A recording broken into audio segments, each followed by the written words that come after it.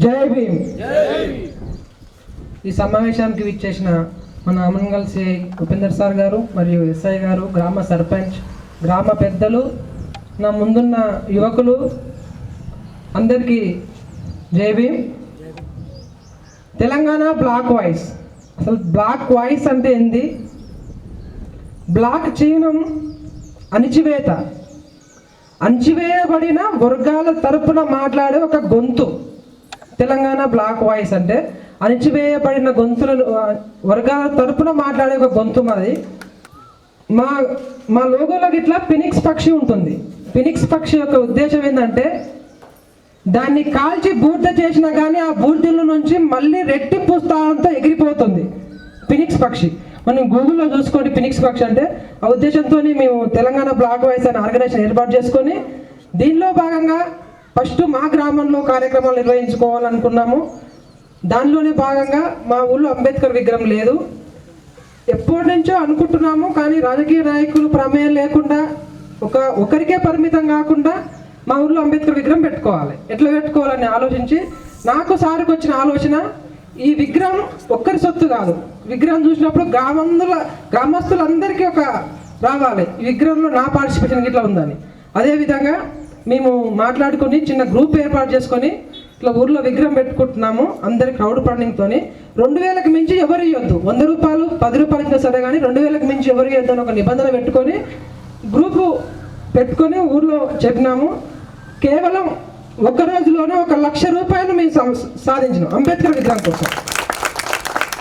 అంటే ఆ విధంగా 2,50,000 సాధించి 2020 జనవరి 26 తర్వాత రోజున, అంటే మా విగ్రహంలో ఎలాంటి రాజకీయ నాయకులు ఒక లీడర్ ప్రమేయం ఉండకూడదు అని గ్రామ విద్యార్థులు, భావి భవిష్యత్ పౌరులైన గ్రామ విద్యార్థులతో శంకుస్థాపన చేసుకొని కేవలం 120 రోజుల్లోనే అంబేద్కర్ జయంతి రోజు 2020 ఏప్రిల్ 14న అద్భుతమైన అంబేద్కర్ విగ్రహం మా ఊళ్ళో ఏర్పాటు చేసుకున్నాం, ప్రారంభించుకున్నాం. నాతో 120 రోజుల్లోనే అది శంకుస్థాపన విద్యార్థుల చేత అయింది, ఆవిష్కరణ గ్రామ ప్రజలందరి చేత అయింది.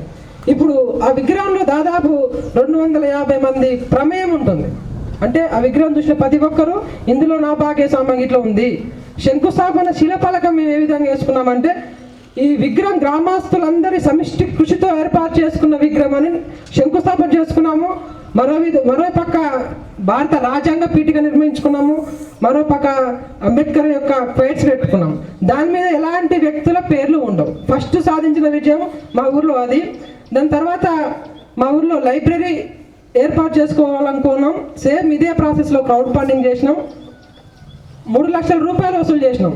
ఇదే విధంగా చేసుకొని అద్భుతమైన లైబ్రరీ, డిజిటల్ లైబ్రరీ, దాదాపు 2000 నుంచి 3000 పుస్తకాలు ఉన్న లైబ్రరీ, 24 గంటలు కరెంటు సదుపాయం, ఇంటర్నెట్ సదుపాయం, ఇన్వర్టర్లు పెట్టుకొని సీసీ కెమెరా పరిరక్షణలో ఉంటుంది. ఆ లైబ్రరీకి తాళం వేయం, ఎప్పుడు ఎవరైనా చదువుకోవచ్చు. అందులో అన్ని రకాల పుస్తకాలు ఆ లైబ్రరీలో ఏర్పాటు చేస్తున్నాం. లైబ్రరీ పేరు సావిత్రిబాయి పూలే విజ్ఞాన కేంద్రం. మా సంస్థ యొక్క మెయిన్ ఉద్దేశం ఆరోగ్యం, అక్షరం, అధికారం, 3. ఈ 3 ఉంటే మనిషి ఎంత ఉన్నత శిఖరాలకైనా ఏరుకోవచ్చు. ఆరోగ్యంలో భాగంగా తెలంగాణ బ్లాక్ వాయిస్ లాక్డౌన్ సమయంలో మా ఊరి విద్యార్థులందరికీ వ్యాయామంలో భాగంగా షూ, టీషర్టు, ట్రాక్ పాయింట్ దాదాపు 250 విద్యార్థులకు అందజేసినాం. వాళ్ళందరికీ ఒక కోచ్ని ఏర్పాటు చేసి రోజు వ్యాయామం చేయించేవాళ్ళం.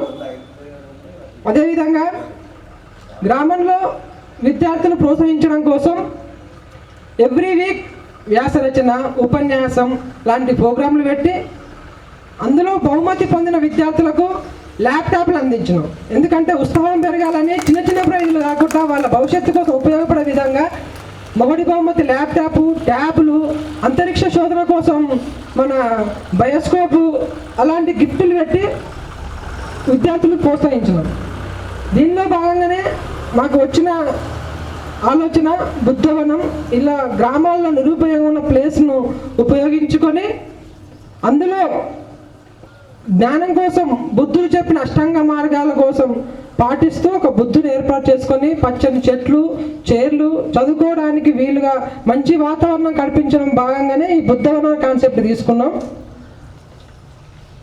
మా ఊరు, ఆ ఊరు పెళ్ళి నాగిళ్ళ లాంటి గ్రామాల్లో ఏర్పాటు చేసినాం. తర్వాత ప్రకాష్ అంబేద్కర్ మాకు ఇట్లా మా ఊర్లో ఇట్లా ప్లేస్ ఉంది, మాకు ఇట్లా కావాలంటే మేము సార్ని అప్రోచ్ అయినాం.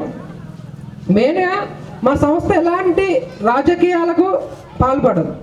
మేము ఎన్ఆర్ఐ కనుక మా సారు కోటీశ్వరుడు ఇట్లా కాదు, ఆయన చిన్న చిన్న జాబ్ చేస్తాడు. అందులో నుంచి పే బ్యాక్ టు సొసైటీ, మనం వచ్చిన సమాజంలో నుంచి ఎంతైనా ఖర్చు పెట్టాలని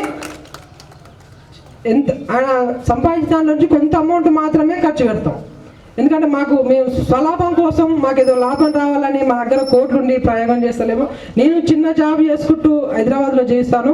మా సార్ అక్కడ న్యూజిలాండ్లో ఉంటూ శ్రీధర్ సార్ గారు, ఆయన ఆశయం ఎట్లా అంటే పైసలు లేకుంటే ఆయన దాచిపెట్టుకున్న పిఎఫ్ డబ్బులు విత్డ్రా చేసి ఇలాంటి దాని కోసం ఖర్చు పెట్టేంత మెంటాలిటీ. అంతేగాని ఎన్నికేసుకున్న జబ్బులతోని ఇలాంటి పేర్లు పెట్టుకోవాలి, ఇలాంటి కార్యక్రమాలు చేయాలని కాదు. కనుక దీన్ని అందరూ సద్వినియోగం చేసుకోవాలి. ఏదో ఓపెన్ చేసుకున్నాం ఉంది కాకుండా తిరగడానికి, పిల్లలు తాగడానికి, ఎంజాయ్ చేయడానికి కాదు, వ్యాయామం చేసుకోవాలి, చదువుకోవాలి, మన భవిష్యత్తును బాగుపరచుకోవాలి. దానిలో భాగంగానే ఇప్పుడు ఎక్కువ పెళ్లిలో ఇంత కార్యక్రమం ఏర్పాటు చేసుకుంటున్నాము. మా గ్రామంలో విద్యార్థులే కార్యకర్తలు ఉంటారు. ఏ కార్యక్రమం చేసినా కానీ అందరూ ముందుండి కార్యక్రమం చేస్తారు. ఇక్కడికి మా ఊరు నుంచి ఇట్లా చాలామంది విద్యార్థులు, శివ, జనార్దన్, రోహిత్, వీళ్ళందరూ మా కార్యకర్తలు. అందరూ పెద్ద పెద్ద లీడర్లు కాదు, ఓన్లీ 10th, ఇంటర్, డిగ్రీ విద్యార్థులే. వాళ్ళే నెక్స్ట్ మా పునాదులు కనుక వాళ్ళకి ఎలాంటి రాజకీయ స్వలాభం ఉండదు కనుక వాళ్ళనే మాకు వాలంటీర్లు తీసుకొని వాళ్ళతోనే మేము పనిచేయిస్తాం. ఈ మధ్య మనం మహనీయుల జయంతులు, వర్ధంతులు నిర్వహిస్తున్నాం. మహనీయుల జయంతులు అంటే డీజే సప్పుళ్ళు, బ్యాండ్ బరాతులు కాకుండా వాళ్ళ గుర్తుగా సమాజానికి ఏదైనా చెయ్యాలన్న ఉద్దేశంతో మొన్న మేము పూలే జయంతి రోజు మా లైబ్రరీని అప్డేట్ చేసుకున్నాం సాంకేతికంగా. అంటే మా లైబ్రరీలో వైఫై పెట్టించుకున్నాం. ఒకేసారి 200 మంది విద్యార్థులు వైఫై కనెక్ట్ చేసుకొని ఎలాంటి అంతరాయం లేకుండా యూజ్ చేసుకోవడానికి వైఫై అప్డేట్ చేసుకున్నాం. అదేవిధంగా 4 కంప్యూటర్లు పెట్టుకున్నాం డిజిటల్ లైబ్రరీ కోసం. ఆ డిజిటల్ లైబ్రరీలో లక్షల పుస్తకాలు అప్లోడ్ చేసి పెట్టినాం. మీకు ఎప్పుడు కావాలంటే అప్పుడు పుస్తకాలు ఓపెన్ చేసుకోవచ్చు, చదువుకోవచ్చు. ఆ లైబ్రరీ 24 hours ఓపెనే ఉంటుంది. ఆ విధంగా మేము మహనీయుల జయంతులకి ఇట్లా అందరి దగ్గర, రాజకీయ నాయకుల దగ్గర పెద్ద పలుకు లక్షలాది దగ్గర మాకు 10,000 ఇవ్వండి, 20,000 కాదు. మొన్న అంబేద్కర్ జయంతికి మేము తీసుకున్న నిర్ణయం మనిషి 100 రూపాయలు వేయాలి. ఒక మనిషి ఎంత ఉన్నా సరే 100 రూపాయలు వేయాలి. ఆ విధంగా 8,000 రూపాయలు వసూలు చేసినాం సార్ అంబేద్కర్ జయంతికి. 8,000 రూపాయలు వసూలు చేసి 5,000 రూపాయలను మేము ప్రోగ్రామ్ మొత్తం అయిపోగొట్టుకున్నాం. పిల్లలకు స్వీట్లు కానీ అలాంటి చిన్న చిన్న, మిగతా అమౌంట్ లైబ్రరీకి పుస్తకాలు. అంతేగాని ఊళ్ళో అడావిడి చేయాలి అంటే వాళ్ళ ఆశయాలను సాధించాలి. మహనీయులు మనకి ఏం చెప్పారు, మనకు వాళ్ళ త్యాగం చేసి, వాళ్ళ జీవితాలను త్యాగం చేసి మనకి ఇంత అద్భుతమైన జీవితం ఇచ్చిన కానీ మనం స్మరణ చేసుకోవాలంటే మనం చదువుకొని బాగుపడాలి. అంతేగాని ఏదో హడావిడి చేసి ధూమ్ధాం పెట్టి ఎంజాయ్ చేసి రేపటికే మర్చిపోవడం కాదు. వాళ్ళు తను ఎప్పుడు గుర్తుపెట్టుకోవాలన్న భాగంలోనే ఇలాంటి కార్యక్రమాలు చేసుకుంటున్నాము. ఈ గ్రామంలో మీకు కావాలంటే పుస్తకాలు కానీ, ఇంకా లైబ్రరీ కానీ, ఈ ప్లేస్ జ్ఞానవనం కానీ అందరూ మంచిగా సద్వినియోగం చేసుకుంటే మీకు కావాల్సిన ఏదైనా ఎగ్జామ్ ఫీజులు కానీ, మీరు చదువుకోవడానికి ఎలాంటి హెల్ప్ అయినా తెలంగాణ బ్లాక్ వైస్ నుంచి అందిస్తాం. నిరుపేదలు అయ్యండి, ఫీజులు కట్టుకోలేని వాళ్ళు, చదువుకోలేని వాళ్ళు, కోచింగ్ సెంటర్లు పోలేని వాళ్ళు, బుక్స్ లేని వాళ్ళు ఎవరైనా మమ్మల్ని సంప్రదిస్తే మేము వాళ్ళకు ఖచ్చితంగా మా తరపున ఎంతో అంత సాయం చేస్తాము. కానీ సద్వినియోగం చేసుకున్న విధంగా ఉండనిపిస్తేనే చేస్తాము. ఏదో ఇచ్చినాం, నేను పేపర్లో పేరు వేయించుకున్నాను రేపు, ఆ విధంగా కాదు మా సంస్థ ఉద్దేశం. కావున ఈ గ్రామంలో ఈ అవకాశం వినియోగించుకొని గ్రామ యువత, విద్యార్థులు అందరూ మంచి మార్గంలో, బుద్ధుడు చెప్పిన అష్టాంగ మార్గాలు మంచి మార్గంలో నిలవాలని కోరుకుంటూ, నాకు ఈ అవకాశం ఇచ్చిన అంబేద్కర్ యూత్ సభ్యులకు మరియు ముఖ్యంగా మన అధ్యక్షుడు ప్రకాష్ గారికి ధన్యవాదాలు తెలుపుతున్నాను. జై భీమ్, జై భీమ్. కొనసాగిద్దాం అంబేద్కర్ గారు ఆలోచన విధానం.